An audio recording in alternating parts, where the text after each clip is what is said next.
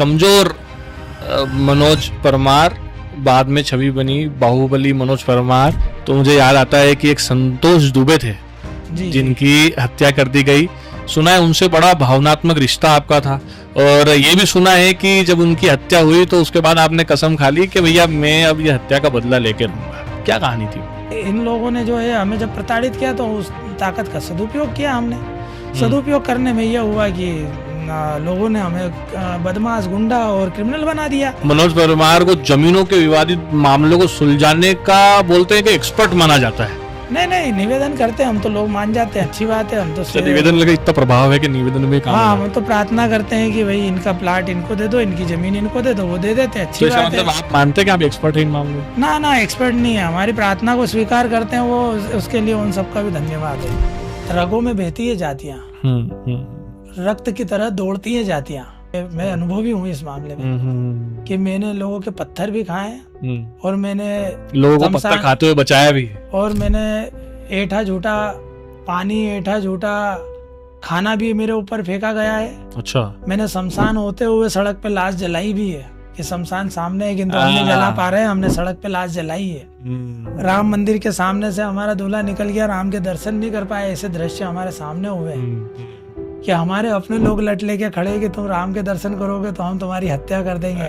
हमारे हिंदू समाज के लोग, बहुत दुखद, कोई मुस्लिम नहीं खड़ा था, हमारे हिंदू समाज के लोग हमारे सामने खड़े थे। ट्यूशन की फीस भरने के पैसे नहीं हुआ करते थे, जैसे तैसे हमने पढ़ाई करी। थोड़ा बहुत संघर्ष जो था उस समय को लेंगे, आज सोचेंगे तो थोड़ा बहुत, बाकी उस समय का बहुत कठिन दौर था। मोहल्ले में जो हमारा जन्म जहाँ हुआ वहाँ पानी को लेकर संघर्ष था, वो एक अपनी जगह की। पानी को लेकर हमारे ऊपर कई प्रकरण दर्ज हो गए। जिन मुही मारा ते में मारे, ते ही पर बांधे तने तुम्हारे। मनोज परमार को किसी ने मारा तो मनोज परमार ने किसी को मारा, भाई प्रत्युत्तर तो दिया जाएगा ना।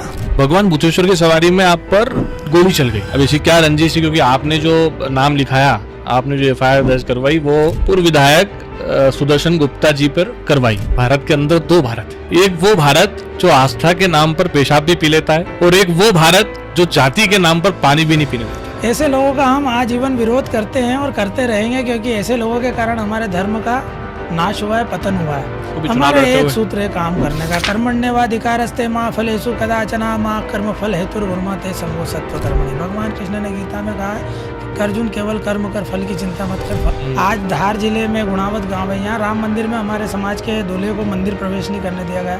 आज का अग्निबाण अखबार, आज की बात बता रहा हूँ, आज का अग्निबाण अखबार उठा के देखिए, बड़ी पीड़ादायक चीज है। 3 दलित युवकों को बांध करके 60 लोगों ने मारा।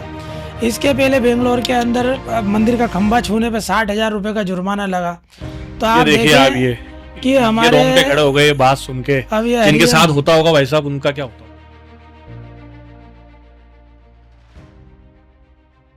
नमस्कार दोस्तों, आप सभी का स्वागत करता हूं मैं, आपका दोस्त प्रतीक सुभाष, एक बार फिर से हमारे चैनल पॉजिटिव एमपी में। आपने कभी सुना होगा, कभी भी ऐसा हुआ नहीं कि कोई भी नेता उसके दामन पे कोई दाग ना लगा हो। दामन पे दाग कभी ना कभी, कहीं ना कहीं हर किसी के लग ही जाते हैं। और आजकल जैसा ट्रेंड चल रहा है कि बाहुबली पर्सनालिटी वाले लोग, जिनका समाज में बड़ा रुतबा है, नाम है, वो लोग नेतागिरी में जो है वो थोड़ा सा आगे बढ़ जाते हैं। लेकिन शून्य से स्टार्ट होकर किसी ने अपनी कहानी गढ़ी हो, तो मैं एक ऐसी शख्सियत से आपको आज मिला रहा हूं कि दामन में दाग लगे, कई बार बड़े विवादों में रहे, काफी केसेस लगे, कई बार जिले से बाहर भी रहना पड़ा। ये जो कहानियां थी जो हम सुनते आते थे उनके बारे में, कि एक बार ऐसा हुआ कि एक बड़ा गणपति क्षेत्र में एक शाही सवारी के बीच में गोली भी चली। क्या थी उस गोली चलने के पीछे की कहानी? जिस शख्स के बारे में आज मैं आपसे बात कर रहा हूं और मैं आपके सामने उनको रूबरू करवा रहा हूं, भली बात ही आप सभी उनको जानते हैं, उनकी पर्सनालिटी को समझते हैं, लेकिन कई ऐसे छुपे हुए बिंदु हैं जिनके बारे में बात करना बहुत जरूरी है। और बहुत जरूरी इसलिए है, उसके पीछे एक शब्द है परसेप्शन। परसेप्शन की कहानी यह है कि परसेप्शन कितना भी बड़ा, कैसा भी क्यों ना हो, बदलता जरूर है। परसेप्शन हर इंसान का बदलता है। लेकिन जो आज की पर्सनालिटी हमारे सामने जो आज बैठे हैं, हमारे बीच में। उनका परसेप्शन ऐसा बदला कि एक जमाने में उनको गुंडा तक कहा जाने लगा, कई केसेस लगे, परसेप्शन बदला, तो आज ये भी स्थिति है कि उनको आचार्य की उपाधि भी दी जाती है। और मध्य प्रदेश के, और मैं कहूं कि देश के बहुत बड़े नेताओं में से एक नेता, जिन्होंने भरे मंच से उनको महामंडलेश्वर की भी संज्ञा दे डाली। एक ऐसी शख्सियत हमारे सामने आज हमारे बीच में मौजूद है, हमारे स्टूडियो में मौजूद हैं, जिन्होंने निसहाय, असहाय, कितने ऐसे लोग, दबे कुचले लोग, जिनकी मदद करने कोई आगे आ नहीं पाता था, उनकी मदद जब करी तो उनके अंदर आत्मविश्वास का भाव इस तरह से बढ़ा जैसे कि कोई अगला तबका सीना चौड़ा करके 2 बटन आगे के खोल के दुनिया के सामने बिना डरे खड़ा हो जाता है। ये विश्वास का भाव और यही आत्मविश्वास का भाव कई लोगों के मन में, कई दबे कुचले लोगों के जीवन में भरने वाले एक ऐसे समाज सेवी कहें, नेता कहें, तथाकथित महामंडलेश्वर कहें और अब आचार्य कहें, हमारे बीच में मनोज जी परमार हमारे स्टूडियो में मौजूद हैं। भाई साहब, बहुत बहुत स्वागत है आपका। धन्यवाद, धन्यवाद प्रतीक जी। भाई साहब, आपके बारे में कई तरह की कहानियां जो है वो लोग कहते हैं, सुनते हैं, सुनाते आते हैं। हमने भी सुनी, बड़ा गणपति क्षेत्र के में वहां में 4-5 साल रहा, बहुत नाम सुना, मनोज जी परमार, मनोज जी परमार, मनोज परमार। उसके बाद देखिए भाई साहब, जब सोशल मीडिया का जमाना था नहीं, अब सोशल मीडिया का जमाना भी है। अब लोगों को कम से कम पर्सनालिटी निकल के आती है, समझ में आती है, बाहर आती है। पहले तो जो लोग अखबारों में छप गया, जो लोगों ने सुन लिया, बस वही होता था। मैं कुछ आपके प्रारंभिक जीवन के बिंदुओं पर भी बात करना चाह रहा था। सबसे पहले भाई साहब, आप बताएं कि बचपन जो है आपका वो कैसे बीता और कैसा बीता? बहुत ही संघर्षशील बचपन रहा है।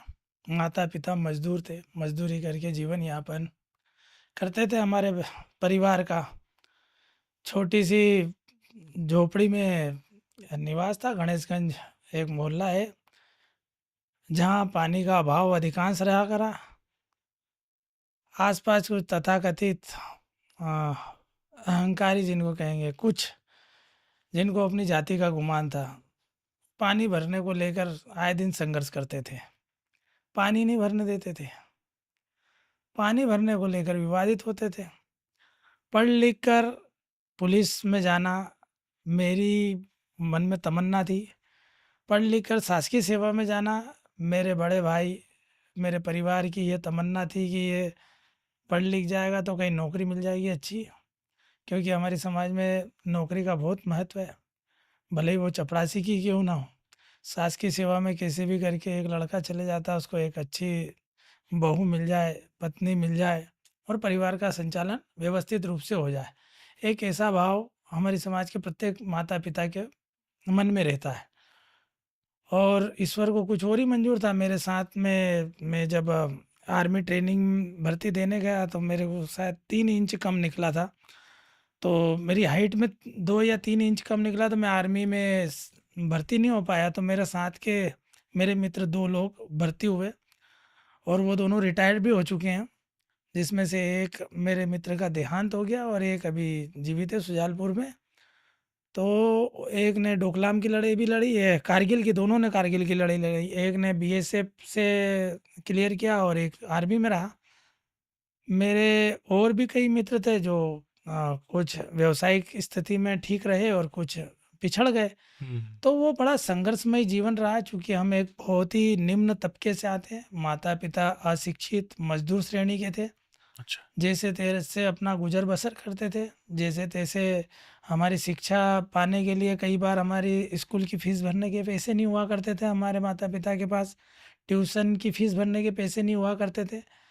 जैसे तैसे हमने पढ़ाई करी और थोड़ा बहुत संघर्ष जो था उस समय को लेंगे, आज सोचेंगे तो थोड़ा बहुत, बाकी उस समय का बहुत कठिन दौर था। 30 रुपये मात्र मेरी फ़ीस हुआ करती थी स्कूल की 9वीं क्लास की, वो तक नहीं भर पाए थे तो मेरे को 2 बार स्कूल से बाहर भी निकाल दिया था। और वो वाक़या और वो समय देखकर सुनकर मेरा मन बड़ा विचलित होता है, व्यथित होता है। तो वैसे पढ़ाई किंतु आपने कहाँ तक करी फिर? मैंने कॉलेज किया है। कॉलेज किया है? हाँ, महेश्वरी कॉलेज से डॉक्टर प्रोफेसर राजीव जी झालानी ने कॉलेज करवाया। उसके पहले हमारे कहानी कुब्जी स्कूल में मैंने 10th किया था, तो वहाँ पर हमारे सुनील जी जोशी सर रहे हैं। वो अगर मुझे थोड़ा बहुत भी अगर गणित आता है तो उन्होंने जो हमें मतलब छड़ी की मार लगाई है उसी के कारण याद है। थोड़ा अच्छा, बहुत भी अगर अंक गणित आता है तो आपने कॉलेज किया है? कॉलेज किया है, तो मेरे को टीचर अच्छे मिले। हम्म। कुछ लोग मक्कार तो हर जगह अच्छे और बुरे हर जगह पाए जाते हैं, बाकी कुछ टीचर अच्छे मिले जिन्होंने, और मैं तो ये मानता हूँ गुरु वही है जो समय समय पर मतलब ज्ञान का और हाथ पैर का भी इस्तेमाल करता रहे। तो हमारे टीचरों ने तो हमारे को खूब उड़ाया, कहें तो समय पे मुर्गा भी बनाया, हाँ, स्केल भी मारे, और एक हम्म, बेशरम की बेत होती थी उससे मारते थे, तो हमारे को बहुत सारा ज्ञान उससे ही मिला है। उससे मिला। मैं तो उस बेशरम की बेत मारने वाले रावल सर, रावत सर, हमारे सुनील जी जोशी सर, हम इन सब का आज मैं जब थोड़ी बहुत भी भगवान ने सद्बुद्धि दी तो मैं उन सब का आभार व्यक्त करता हूँ कि इन लोगों ने हमारे को ठीक कर दिया, इस लायक बना दिया कि हम लोगों के बीच में है। मनोज जी, पहली बार कब ऐसा लगा कि देश के अंदर सामाजिक असमानताएं हैं, या फिर आपने आपके परिवार, जैसे आपने पानी वाला किस्सा बताया, पहली बार कब ऐसा एक बोलते ना, एक बहुत जोर से भाव आना कि यार हाँ, ये गलत हो रहा है? जोर से भाव आने वाला ये था कि जब मैं जिला बदर था, हम्म। मैं अपने गुरु स्थान पे माँ मंदाकिनी के तट पे अध्ययन कर रहा था। हम्म। मेरे मन में बहुत इच्छा थी कि मैं संत बनूं, व्यासपीठ पे कथा पढ़ने का मेरा मन होगा, अच्छा। मुझे कथा पढ़ना चाहिए। मेरी बहुत रुचि बचपन से अध्यात्म में रुचि है, मेरे माता पिता गुरुमुखी रहे। मेरे घर के पास में मतलब मैं भगवान भूतेश्वर महादेव मंदिर के से कुछ दूरी पर मेरा जन्म हुआ। शिव जी में मेरी बचपन से आस्था रही है, तो अध्यात्म तो शुरू से मेरे जीवन में रहा है। और ज़्यादातर मेरे मित्र भी ब्राह्मण रहे हैं। मेरे यहाँ पर सतचंडी, नवचंडी, रुद्राभिषेक, कनक धारा, शस्त्रा धारा सब होता है, सारे पूजन पाठ मेरे यहाँ होते हैं। तो मेरा मन शुरू से भजन पूजन में लगा रहता। तो क्या हुआ कि मैं संस्कृत सीखना चाहता था, व्यासपीठ पे बैठना चाहता था, अच्छा। कथा बोलना चाहता था। तो मैंने वो संस्कृत सीखने के लिए वहाँ पर एक स्थानीय एक स्कूल है, मैंने वहाँ पर एडमिशन लाने की कोशिश करी, तो उन्होंने मना कर दिया कि केवल ब्राह्मणों को हम संस्कृत सिखाते हैं, और जो है यहाँ पूजन पाठ जो भी होता है, जो भी कर्म कांड है, वो हम केवल ब्राह्मणों को सिखाते हैं, हम अदर किसी को नहीं सिखाएंगे। तो वो बड़ा मन में बड़ा दुख हुआ कि यार आज हम भगवान की सेवा करना चाहते हैं, भगवान की कथाओं को बाजार में हम भी बोलना चाहते हैं, किंतु हमें अवसर ही नहीं दिया गया। व्यासपीठ से तो हाँ, इजाजत ही नहीं देते हैं शायद गैर ब्राह्मण को हाँ, बोलने गैर के लिए। ब्राह्मणों को नहीं दी जाती है ये। तब मालूम पड़ा कि ऐसा भी होता है। मतलब मोहल्ले में जो हमारा जन्म जहाँ हुआ वहाँ पानी को लेकर संघर्ष था, वो एक अपनी जगह की, पानी को लेकर हमारे ऊपर कई प्रकरण दर्ज हो गए। अच्छा, पानी को लेकर? पानी को लेकर ही हुए, शुरुआती पानी की लड़ाई रही। हमको पानी नहीं दिया जाता था, पानी भरने नहीं दिया जाता था। पहले जो ताकतवर लोग थे वो भरते थे पानी, अच्छा। हम लोग कमज़ोर ठहरे, मजदूर ठहरे, तो हम लोगों का आखिरी में नंबर आता था, और उसमें भी अगर नहीं मिला तो फिर उसके बाद जो हमारे साथ में द्वेषतापूर्ण व्यवहार होता था तो उसका प्रतिशोध किया, प्रतिशोध करने में अपराधी बन गए, ये कारण रहा। प्रतिशोध करने में अपराधी बन गए।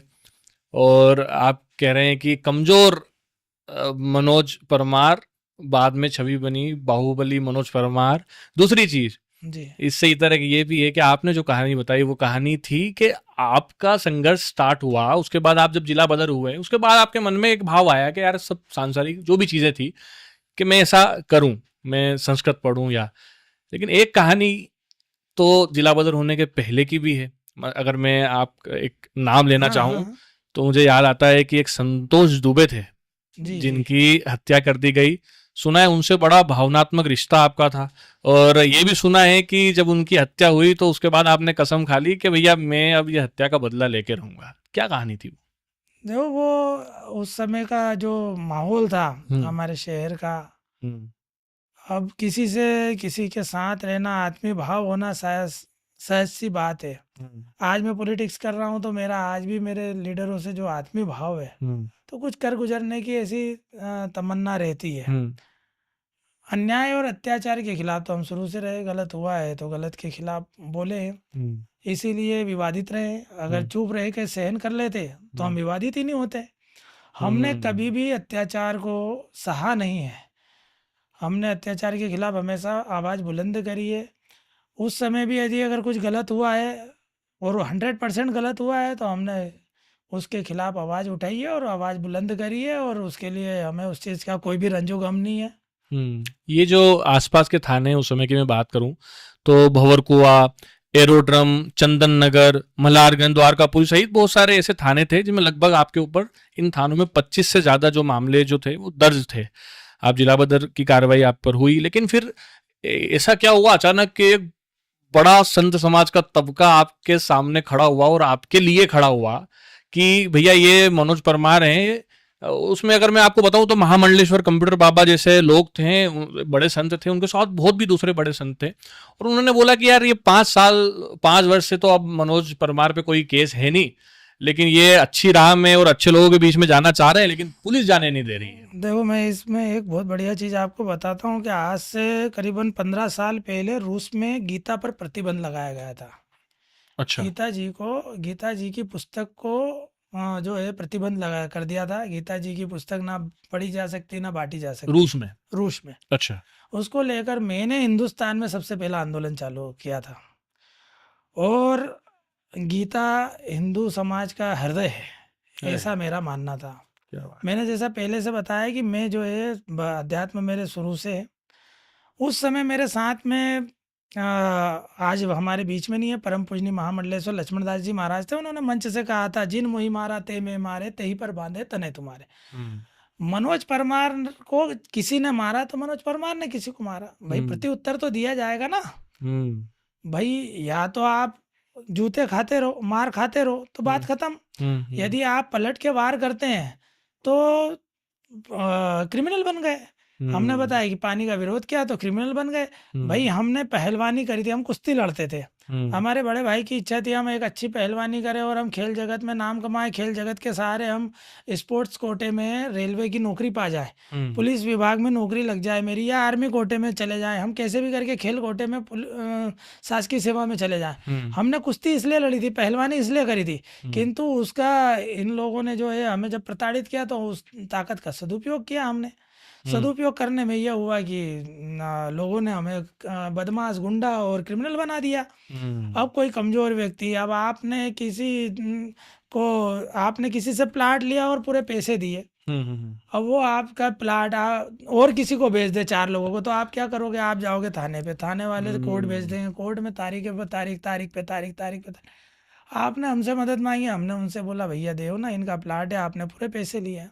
अच्छा, तो इस वजह से लोग कहते हैं कि मनोज परमार को जमीनों के विवादित मामलों को सुलझाने का बोलते हैं कि एक्सपर्ट माना जाता है। नहीं, निवेदन करते हैं हम तो, लोग मान जाते हैं, अच्छी बात है। हम तो निवेदन लगा इतना प्रभाव है कि निवेदन में काम। हाँ, हम तो प्रार्थना करते हैं कि भाई इनका प्लाट इनको दे दो, इनकी जमीन इनको दे दो, वो दे देते हैं, अच्छी बात है। आप मानते हैं कि आप एक्सपर्ट हैं इन मामलों में? ना, एक्सपर्ट नहीं है, हमारी प्रार्थना को स्वीकार करते हैं वो, उसके लिए उन सबका भी धन्यवाद है। भगवान भूतेश्वर की सवारी में आप पर गोली चल गई, अब इसी क्या रंजिश, क्योंकि आपने जो नाम लिखाया, आपने जो एफआईआर दर्ज करवाई वो पूर्व विधायक सुदर्शन गुप्ता जी पर करवाई, और उनका एक धड़ा बहुत सारे लोग ऐसा बोलते थे कि नहीं यार ये तो मनोज परमार जी ने खुद के ऊपर गोली चलवा ली कंट्रोवर्सी क्रिएट करने के लिए, या फिर क्या रंजिश थी सुदर्शन गुप्ता जी से? ऐसा कुछ क्या हुआ था, वो घटना क्या थी? देखो, उस कालखंड को अपन याद करेंगे तो वर्तमान की दोस्ती में दरार आ जाएगी।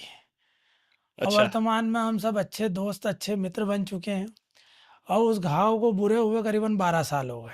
अच्छा। वो घाव को कुरेतेंगे तो मुझे लगता है कि उनका भी दिल दुखेगा और मेरा भी दिल दुखेगा। तो अपनी आत्मा को प्रसन्न करने के लिए किसी की आत्मा दुखाना, ये मेरे स्वभाव में नहीं है, तो इसलिए इस टॉपिक को अपन स्थगित करें तो बेहतर रहेगा। ठीक है। जो आपने बोला कि हृदय परिवर्तन हुआ जी, अब यहाँ तक की कहानी थी बाहुबली, और उस समय तक कि यार ये तो मनोज परमार है, बहुत बड़ा, लोग बोलते थे भाई गुंडे हैं, ये है वो है, यहाँ तक की कहानी हुई। अब ये जो हृदय परिवर्तन हुआ, ये जो अब ऐसा हृदय परिवर्तन हुआ कि आज अगर मैं आपसे बात कर रहा हूँ और जिस तरह से आपके मुखाग्र बिंद से, आपकी भाषा में कहूँ कि जिस तरह के शब्द निकल रहे हैं लोगों के, जो है कानों तक पहुंच रहे हैं, उसको देखते हुए और आज की आपकी छवि को देखते हुए कोई ये मानने में बहुत संकोच करेगा कि यार ऐसा पास्ट जो है वो रहा है। अभी बड़े बड़े नेता, बड़े बड़े लोग आपको बिल्कुल सम्मान देते हैं। हमने देखा कई मंचों से, बड़े आध्यात्मिक मंच हुए, वहाँ हर जगह आपका सम्मान होता है। आपका हृदय ऐसा परिवर्तन हुआ, आपने अपने आप के जीवन में इतना बदलाव लाया। और दूसरी एक चीज ये कि एक बड़े नेता कैलाश विजयवर्गीय जी का अगर मैं की बात करूं, तो कैलाश विजयवर्गीय जी ने आपके बारे में भरे मंच से ये भी कह दिया कि भैया मनोज परमार जिस तरह से श्लोक बोलते हैं ऐसे तो बड़े बड़े ब्राह्मण नहीं बोल सकते। और मैं तो बोलता हूँ कि मनोज परमार एक तरीके महामंडलेश्वर है। तो आप क्या समझते हैं कि जो बदलाव आया, एक गुंडे वाली छवि से लेकर कोई देश का इतना बड़ा नेता आपको महामंडलेश्वर की संज्ञा देता है, कैसे ये बदलाव ला पाए आपके जीवन में आप? देखो, आपने एक दोहा सुना होगा, उल्टा नाम जपा जग जाना, वाल्मीकि भय ब्रह्म समाना। एक समय डाकू रत्नाकर रहे, जिनके नाम से उस समय का जंगल था थर थर कांपता था। हम्म। किंतु उन्होंने जब गुरु गोरखनाथ जी को लूटा, तो गोरखनाथ जी ने उनको बताया था कि भाई आपके इस पाप कर्म में क्या आपका परिवार सहभागी है? हम्म। तो उन्होंने, मुझे नहीं मालूम। तो बोले, ये सब लूटपाट किसके लिए कर रहा हूँ? मेरी पत्नी बच्चों के लिए कर रहा हूँ। तो एक बार पता तो कर लो कि उससे ये पाप कर्म, ये जो आप धन संपदा लूट रहे हो, हम्म। आप जो हत्याएं कर रहे हो, तो हम्म। ये इस पाप कर्म में क्या आपका परिवार सहभागी रहेगा क्या? भाई फायदा हो रहा है, आप माल लूट रहे हो, तो उसमें तो सहभागी है। हम्म। तो वे उन्होंने बोला, उनको गुरु गोरखनाथ जी को बांध कर, जो है पेड़ से बांध कर चले गए, और अपनी पत्नी, बच्चे, माता पिता सबसे पूछा कि भाई मैं जो है ये कृत्य कर रहा हूँ, तो क्या इसमें आप हमारे साथ सहभागी है पाप कर्म में? बोला, नहीं, ये तो आपका फर्ज है, हम आपके अर्धांगिनी है। हमको भोजन की व्यवस्था करना, बच्चों के भोजन की व्यवस्था करना, हमारे रहने खाने की, जीवन यापन की व्यवस्था करना, माता पिता की व्यवस्था करना, उनके दवा गोली की व्यवस्था करना, इलाज की व्यवस्था करना, ये आपका नैतिक कर्तव्य है। आप कैसे करते हैं ये आपकी व्यवस्था है, आप कैसे करते हैं? आप मेहनत करके करिए, आप लकड़ी काट के लाइए या लोगों को काट के लाइए। हमने थोड़ी बोला कि आप लोगों को मार के लेकर आओ, धन छीन के लाओ। अच्छा। उनका हृदय परिवर्तन हो गया, वो गुरु गोरखनाथ जी के जाके चरणों में पड़ गए कि बोले, प्रभु अभी तक तो मैंने बहुत पाप किया, अब मेरा उद्धार बताओ। तो बोले, राम राम बोलो। तो बोले, मैं राम तो बोल ही नहीं सकता, राम मुंह से कैसे निकलेगा? राम बुला ही नहीं रहा था मुंह से। मैंने मरा मरा बोलो, तो मरा मरा मरा मरा वो जपने अच्छा। लगे। तो इसलिए गोसाई जी ने लिखा, उल्टा नाम जपा जग जाना, वाल्मीकि भय ब्रह्म समाना। वे वाल्मीकि जो किसी समय डाकू रत्ना कर रहे, वो ब्रह्म के समान ऋषि हो गए। उन्होंने उल्टा नाम जपा। यहाँ पर जो हम चित्रकूट की बात करें, जहाँ पर मेरा हृदय परिवर्तन हुआ, जहाँ मुझे अध्यात्म में विशेष रूप से रुचि लेने का, अध्ययन करने का मौका मिला, स्वाध्याय का मौका मिला, तो चित्रकूट में बस रहे रहीमन अवध नरेश, और जा पर विपदा पड़त है सो आवैये देश। जब भगवान श्री राम पर विपदा आई थी, तो वो दुनिया में कहीं नहीं गए, वो चित्रकूट में रहे 12.5 वर्ष। 12.5 वर्ष भगवान श्री राम जो है चित्रकूट में माता सीता के साथ रहे, लक्ष्मण जी के साथ रहे। तो वो ऐसी पवित्र भूमि थी जहाँ पर जाके अच्छे अच्छे लोगों का, निर्दय लोगों का, नास्तिक लोगों का हृदय परिवर्तन हो सकता है। उसमें से एक मैं हूँ कि मैं जब वहां पर गया, तो मेरे मन के सारे विकार दूर हो गए, मेरे मन की घृणा दूर हो गई, ईर्ष्या दूर हो गई। चित्रकूट में बस रहे रहीमन अवध नरेश। जहाँ पर विपदा पड़त है सो आवैये देश। तो जिस पर विपदा पड़ती है वो चित्रकूट में जाके बसता है, उसको भगवान श्री राम अपने शरण में लेते हैं। जहाँ पर उन्होंने निवास किया उसको कामतानाथ जी के नाम से जाना जाता है। कामत भई गिरि राम प्रसादा अवलोकत भरत विषादा, मतलब उनके दर्शन करने मात्र से अपने मन के विषादों का हरण कर लेते हैं वो। अब भरत विषादा, मन के विषादों का हरण हो जाता है कामतानाथ जी के दर्शन करने थे। वहाँ माँ मंदाकिनी, गंगा मैया जो मंदाकिनी के रूप में बह रही है। सुर सरी धार नाव मंदाकिनी, सो सब पातक पोतक डाकनी, अर्थात सुर सरी धार, पवित्र धार बह रही है गंगा जी की, और वह उस डाकनी के समान है जो आपके सभी पापों को खा जाती है।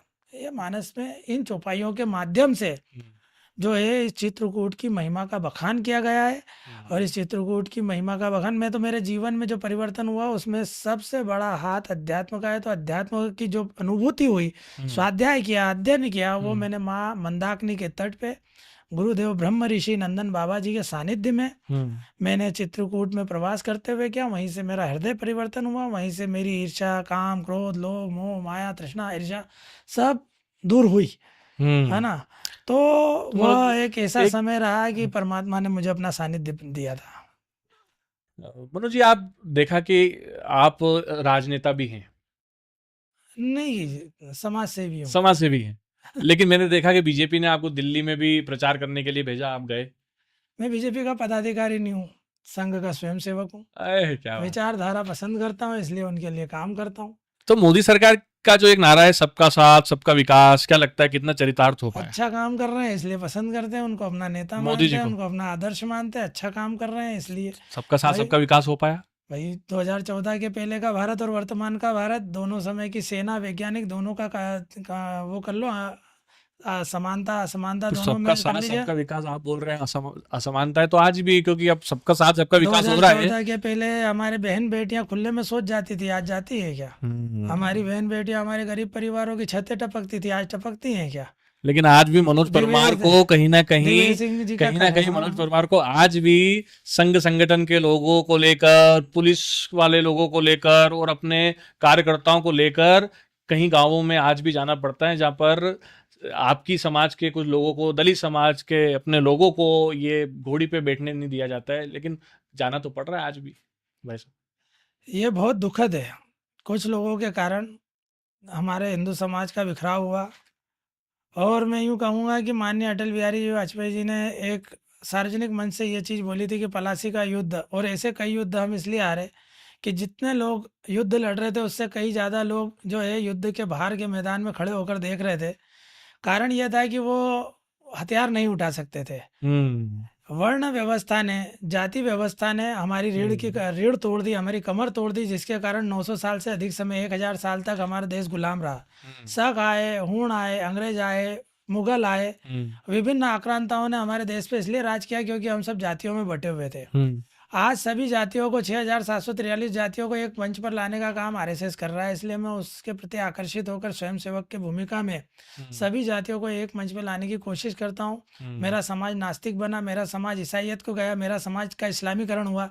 किंतु मैं जब से अध्यक्ष बना हूँ, जब से ना तो कोई इस्लामीकरण, ना तो कोई मुसलमान बना, ना कोई ईसाई बना और ना कोई नास्तिक बना। ये मेरी उपलब्धि रही। मैंने घर वापसी हो सकता है कम कराई हो, कराई जरूर है, घर वापसी कम कराई हो, किंतु जाने मैंने किसी को नहीं दिया। यही मेरी लिए बहुत बड़ी उपलब्धि रही है। और मुझे इस बात का गर्व है कि हम ऐसे धर्म से जुड़े हैं जो सबके सुखों की कामना करता है, सबके कल्याण की कामना करता है, सबके निरोग रहने की कामना करता है। कुछ धर्म ऐसे हैं जो एको हम द्वितीय नास्ति, न भूतो न भविष्यति, केवल मैं ही हूँ और मेरे अलावा कोई नहीं है। एक ऐसा धर्म है जो ये कहता है केवल मैं हूँ और मेरे अलावा कोई नहीं, बाकी सब कौन है? काफिर है, मार दो, मिटा दो, काट डालो, मार डालो। और हमारा धर्म क्या कहता है? अहम ब्रह्मास्मि, तुम ब्रह्मासि, सर्वम खलविदम ब्रह्मासि। मैं मुझ में ब्रह्म है, तुम में ब्रह्म है, वो ब्रह्मा सभी में, सर्वम खलविदम ब्रह्मासि, सभी में ब्रह्म विद्यमान है। हरि व्यापक सर्वत्र समाना, प्रेम से प्रकट होई में जाना। हरि सब में व्याप्त है, राम सब में व्याप्त है। राम मूर्ति में नहीं समाया हुआ, राम रोम रोम में बस रहा है। राम कहाँ है? रोम रोम में बस रहा है। उसको लोग मंदिर मस्जिद और चर्च गुरुद्वारे में घूमते। मोह को कहाँ ढूंढे रे बंदे, मैं तो तेरे पास में, ना काशी में ना काबा में, मैं तो तेरे पास में। वो परमात्मा को ढूंढने के लिए अपने हृदय के मंदिर के द्वार खोलते ही नहीं है, वहां बजाते घंटा बजाते रहते सुबह शाम। एक बात है मनोज जी कि इस देश के, अगर मेरे को, मैं एक लाइन कोट करना चाह रहा हूँ, इस देश के अंदर दो भारत है, भारत के अंदर दो भारत है जी। एक वो भारत जो आस्था के नाम पर पेशाब भी पी लेता है, और एक वो भारत जो जाति के नाम पर पानी भी नहीं पीने देता। ऐसे लोगों का हम आजीवन विरोध करते हैं और करते रहेंगे, क्योंकि ऐसे लोगों के कारण हमारे धर्म का नाश हुआ है, पतन हुआ है। हमारा धर्म अपने आप में अल्पसंख्यक इसलिए होते जा रहा है लगातार, हमारी देश की सीमाएं असुरक्षित ही इसलिए होती जा रही है क्योंकि हमारे धर्म में जो कट्टरपंथी लोग हैं। मैं आज की बात कहूँ, आज अभी 2 घंटे पहले अपन दोनों जब बात कर रहे हैं, आज धार जिले में गुणावत गांव है, यहाँ राम मंदिर में हमारे समाज के दूल्हे को मंदिर प्रवेश नहीं करने दिया गया। आज का अग्निबाण अखबार, आज की बात बता रहा हूँ, आज का अग्निबाण अखबार उठा के देखिए, बड़ी पीड़ादायक चीज है। 3 दलित युवकों को बांध करके 60 लोगों ने मारा। इसके पहले बेंगलोर के अंदर मंदिर का खंभा छूने पे 60,000 रुपए का जुर्माना लगा। तो आप देखिए कि हमारे रोंगटे खड़े हो गए बात सुन के। जिनके साथ होता होगा भाई साहब, उनका क्या होता होगा? अब हरिजन के एक तरफ तो आप हमको हरिजन कहते हो, हरिजन की डेफिनेशन क्या है? हरिजन की डेफिनेशन है हरि का जन। अब हरि का जन हरि के मंदिर में नहीं जाएगा तो कहाँ जाएगा? मकबरे पे जाएगा, दरगाह में जाएगा। भाई साहब, धार में 25 साल बाद आपके प्रयासों से कोई दलित परिवार मंदिर में प्रवेश कर सका, पहली बार 25 सालों में। और वो मतलब जब कैमरे के सामने आया, मीडिया के सामने, वो व्यक्ति तो फुट कर रोने लगा जी।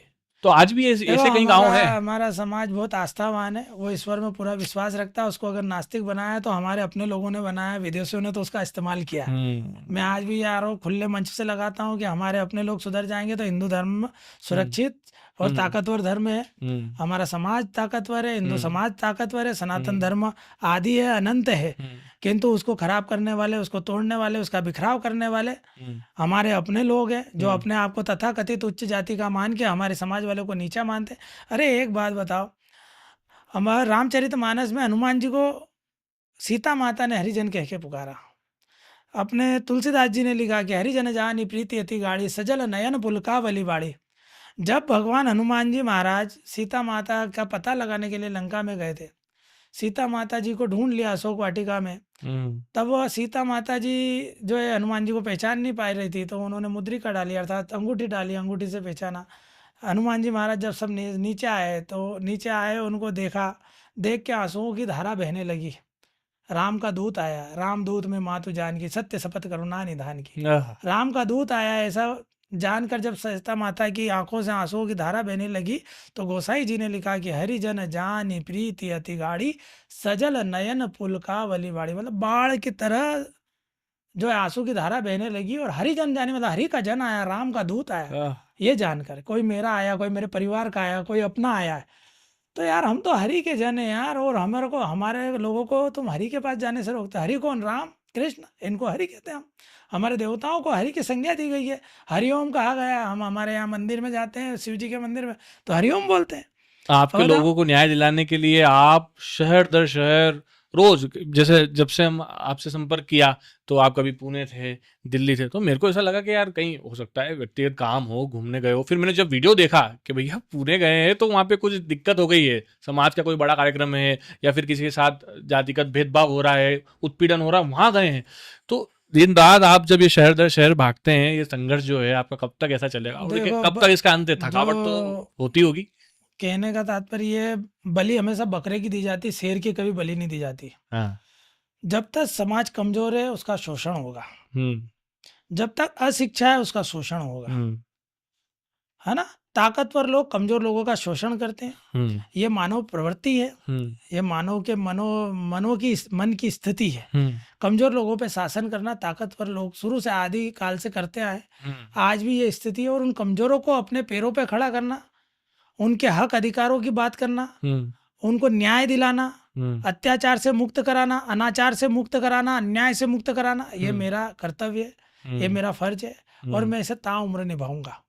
मैं किसी भी अत्याचार के खिलाफ ना तो पहले चुप बैठा, ना आज चुप बैठा हूँ, ना भविष्य में चुप बैठूंगा।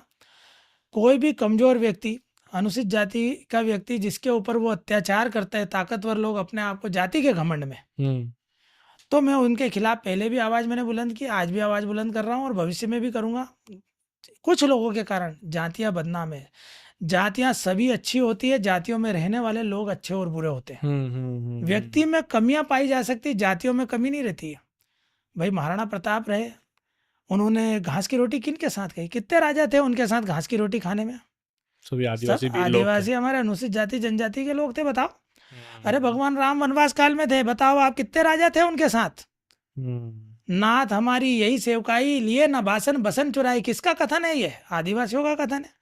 पूरे समय कौन थे? आदिवासी, कंदराओं में रहने वाले, गिरिवर कंदराओं में रहने वाले लोग। गिरिवर कौन? पहाड़ों पे रहने वाले लोग। कंदराओं में कौन? गुफाओं में रहने वाले लोग। कौन गुफाओं में कौन रहेगा? अनुसूचित जाति जनजाति के लोग, अज्जा जज्जा के लोग। पहाड़ों पे कौन रहता? अज्जा जज्जा के लोग। महलों में रहते क्या हमारे लोग? झोपड़ियों में पाए जाते, कंदराओं में पाए जाते, पहाड़ों पे पाए जाते। भगवान श्री राम के साथ वही रहे। निषाद राजकुहू कौन? भगवान श्री राम जी के परम मित्र, अनुसूचित जाति से। केवट कौन? अनुसूचित जाति से। शबरी अनुसूचित जनजाति से। बताओ, जिनको माँ का दर्जा दिया भगवान श्री राम ने। हम समाज को ये बताना चाहते हैं, आप राम को मानते हो, राम की नहीं मानते हो। तुम राम के चित्र को पूछते हो, उसके चरित्र को नहीं पूछते हो। जिस दिन उसके चरित्र को पूछने लग जाओगे, उस दिन सनातन खतरे से बाहर हो जाएगा, उस दिन हिंदुत्व खतरे से बाहर हो जाएगा।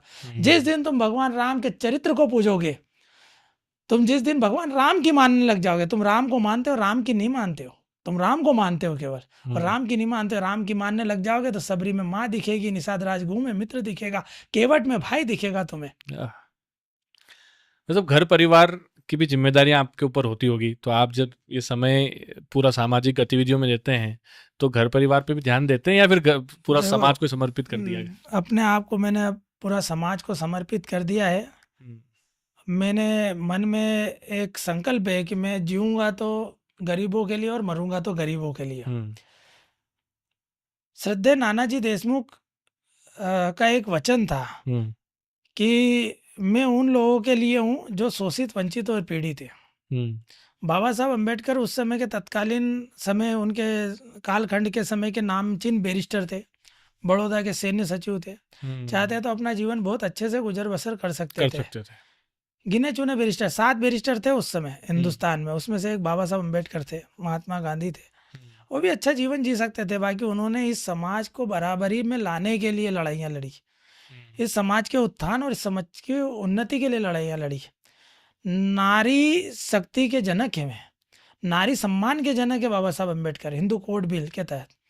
तो पर हित धर्म सरिस नहीं भाई, पर पीड़ा सम नहीं अधमाई, अर्थात पराये धर्म के पराये हित के समान कोई धर्म नहीं है, पराये दुख के समान कोई दुख नहीं है। अर्थात हम जो है खुद के लिए नहीं जिए, दूसरों के लिए जिए, यही परमार्थ है और यही सबसे बड़ा धर्म है।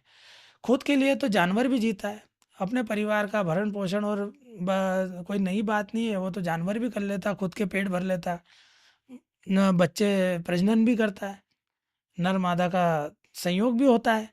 तो वो कोई नया विषय नहीं है भाई। भगवान परमपिता परमेश्वर चींटी को कण और हाथी को मण देने की क्षमता वो रखते हैं। आप चींटियों को आटा नहीं डालते हो तो क्या भूखे मरती है? आप मछलियों को आटा नहीं डालते हो, दाने नहीं डालते हो, चना नहीं खिलाते हो तो क्या भूखे मरती है?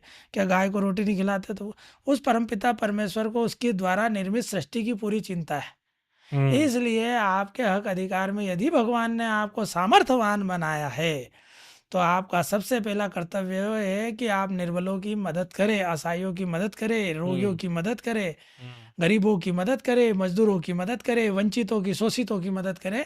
इस ध्येय को लेकर मैं जो है अपना जीवन यापन करता हूँ। मेरा परिवार पूरा मेरा सहयोग करता है, मेरे परिवार का पूरा आशीर्वाद मेरे साथ में है। मैं आपको बताऊं तो आज ही हमारी पत्नी और पूरा परिवार खाटू श्याम भगवान दर्शन करने गया। हमारे पास समय का अभाव था, तो बोले भगवान के दर्शन करने जाना है, तो मैंने बिल्कुल आप हो आओ और हमारे लिए भी प्रार्थना करना। प्रार्थना भगवान से इतनी करना कि अकल ठिकाने पे रहे, भगवान सद्बुद्धि दे और कुछ भी नहीं दे। और आप यहाँ पर अभी सब लोगों को संबोधित कर रहे हैं, जितने भी हमारे दर्शक है सबको। हम भगवान से, हम तो सबसे कहते हैं भगवान से पैसा कौड़ी दौलत जायदाद मत मांगा करो, अक्ल मांगा करो। अक्ल रहेगी तो कौड़ी भी काम की, और अक्ल नहीं रहेगी तो सोना किसी काम का नहीं रहेगा। क्या बात। इसलिए भगवान से बोलो भगवान सद्बुद्धि प्रदान करो, सभी सुखी हो, सभी निरोग हो, सबका कल्याण हो, कोई दुखी ना हो। मनोज जी, बाबा साहब भीमराव अंबेडकर जी के बाद, क्योंकि वो तो महापुरुष हैं, उनके बाद क्या लगता है आपको पूरे भारत देश के अंदर कौन पिछड़ी समाज का, दलित समाज का सबसे बड़ा नेता हो? हम तो बाबा साहब से शुरू हैं और बाबा साहब पे ही खत्म है साहब। उनको हम अपना भगवान भी मानते हैं, महापुरुष भी मानते हैं और हमारा नेता भी मानते हैं। हम अपना आदर्श भी मानते हैं, प्रेरणादायक, प्रेरणापुंज भी मानते हैं, क्योंकि उन्होंने अपने अपने 4-4 बच्चों की कुर्बानियां दी हैं इस समाज के उत्थान के लिए। उन्होंने कानून मंत्री रहते हुए कोई अपना इस्तीफा देगा क्या? आज की तारीख में कोई अपना इस्तीफा देगा क्या अपने विचारों के खिलाफ जाके? बाकी उन्होंने इस्तीफा दिया है कि हिंदू कोड बिल में महिलाओं को बराबरी का दर्जा दो, उनको महिलाओं को वोट देने का अधिकार दो, महिलाओं को संपत्ति में अधिकार दो, महिलाओं को पढ़ने लिखने का अधिकार दो, महिलाओं को राजनीति में आने का अधिकार दो, महिलाओं को नौकरी करने का अधिकार दो। ये सब उन्होंने किसी केवल अनुसूचित जाति के लिए थोड़ी किया, हर उस महिला के लिए जो नारी है, नारी शक्ति है, उसके लिए क्या उन्होंने जो इस वक्त जो हमसे छू के अबड़ा जाते थे, छुआछूत करते थे, 1933 तक लोग हमारे पूर्वजों से छू जाते थे तो नहाने जाते थे। आज इस हमारे इस समाज को बराबरी में लाने का द्रौपदी मुर्मू जैसी, रामनाथ कोविंद, डॉक्टर थावरचंद जी गहलोत, इन सबको आज अगर इस दर्जे पर अगर कोई लेकर आया तो बाबा साहब अम्बेडकर हैं। उनके विचार हैं, उनके द्वारा किए गए कर्तव्य हैं, जो काम उन्होंने इस देश के लिए संविधान में लिखे, उसके कारण आज हमारी माता समान द्रौपदी मुर्मू इस देश के सर्वोच्च पद पर विद्यमान है। भीमराव अंबेडकर जी की विचारधारा पर आप तो चलते ही हैं, आपका संगठन चलता है, आपके सभी समाज जन चलते हैं। समाज में भी अलग अलग तरह के संगठन होते हैं। एक संगठन बड़ा ही ज्यादा पहचाना गया पिछले सालों में, भीम आर्मी। एक उनका नारा है जय भीम जय मीम। तो इसका थोड़ा सा एक इलेबरेट करके आप थोड़ा सा बता दो कि जय भीम ये है क्या नारा? देखो, जय भीम मतलब बाबा साहब अम्बेडकर की ठीक है। जय, हाँ। मीम मतलब मुस्लिम।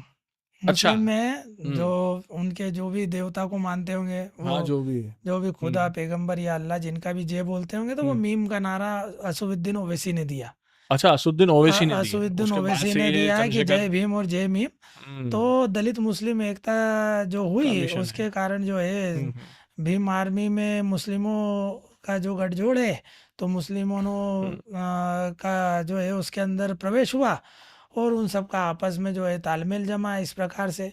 बाकी वो गुमराह कर रहे हैं कुल मिला के। कल एक परसों की बात है, हाँ जब अपनी बात हो रही थी, परसों आप देवास कलेक्टर को ज्ञापन सौंप के आए हैं। जी, लव जिहाद का एक केस हुआ, एक बच्ची ने कल आत्महत्या कल कर कल ली। ही कल दिया। की बात है, लव जिहाद का केस हुआ, बच्ची ने आत्महत्या कर ली। कहीं ना कहीं मैं जिस तरह से पारदर्शी समाज को देखता हूँ, और जिस तरह से भीम आर्मी का पिछले कुछ 1-2 साल में जो चलन चला, उसमें कहीं ना कहीं लव जिहाद वाले केसों में पीछे हटते हुए नजर आए। देखो, उन लोग वो मुस्लिम अत्याचार को बर्दाश्त कर लेते हैं, और हम कोई भी अत्याचार हो उसको बर्दाश्त नहीं करते हैं। वो यूं सोचते हैं कि भाई मुस्लिम समाज हमारा हितैषी है। हाँ। मैं उनको अपना हितैषी इसलिए नहीं मानता क्योंकि आप दोबारा 370 हटने के पहले आप हमारे अनुसूचित जाति की व्यवस्था आप जम्मू कश्मीर में देखो। हाँ। जम्मू कश्मीर में हमारे को वोट देने का अधिकार नहीं था 370 के पहले। और वो भी नहीं अधिकार था, आरक्षण का अधिकार भी नहीं था, हमको वहाँ पर आरक्षण नहीं दिया जा रहा था।